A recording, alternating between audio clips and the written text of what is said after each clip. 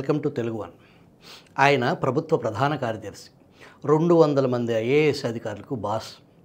పాలనా వ్యవహారాలకు ఆయనే పూర్తి బాధ్యుడు.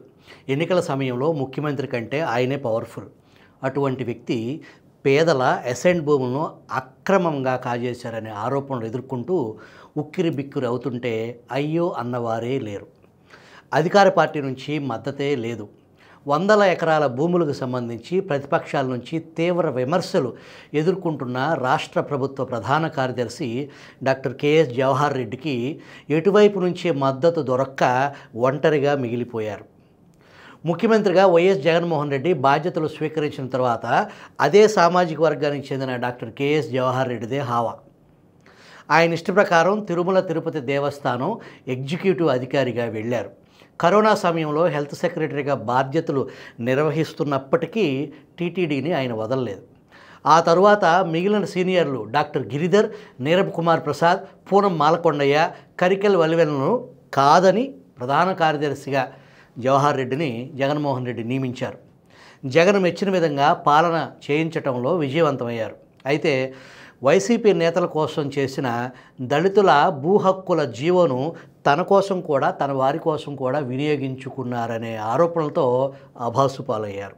అయితే విచిత్రంగా వైసీపీ ఆయనపై వచ్చిన ఆరోపణలను ఖండించటం, ఆయన తరపున మాట్లాడటం వంటివి చేయకుండా మౌనం వహించి ఆయనను మరింత ఇరకాటంలోకి పడేసింది.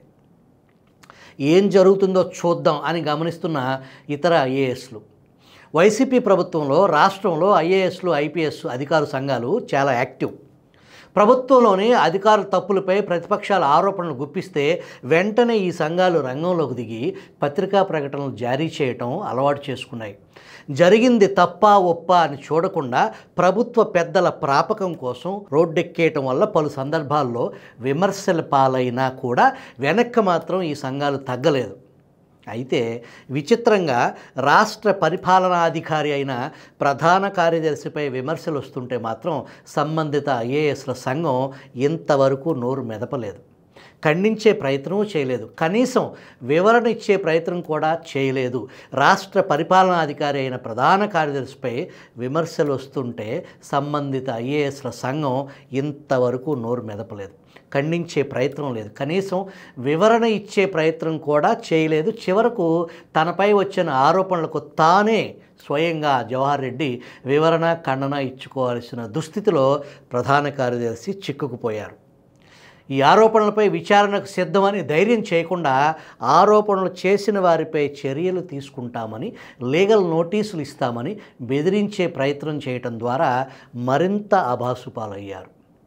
ఉత్తరాంధ్రలో ఎస్సీల భూములను బినామీల పేరిట కొనుగోలు చేశారనే ఆరోపణలు ఎదుర్కొంటున్న జవహర్ రెడ్డి మే నెలలో 2 పర్యాయాలు విశాఖ రావటమే అతిపెద్ద అనుమానానికి బలం చేకూర్చింది. ఎన్నికల పనుల్లో బిజీగా ఉండాల్సిన మే 9న పోలింగ్ తదనంతర హింసపై కేంద్ర ఎన్నికల సంఘం ఆగ్రహం వ్యక్తం చేసి నివేదికలు కోరినా మే 20న విశాఖపట్నం రావటం కొంప ముంచింది. పైగా ఇక ప్రైవేటు పర్యటనలంటూ కొద్దిమంది అధికారులను వెంటబెట్టుకుని వెళ్ళటం మరింత ఇబ్బందికర పరిస్థితుల్లోకి జవహర్ రెడ్డిని నెట్టేసింది. జగన్మోహన్ రెడ్డికి తెలియకుండా జవహర్ రెడ్డి ఈ తతంగం అంతా నడిపించారని వైసీపీలో ఒక వర్గం గుసగుసలు వినిపిస్తున్నాయి.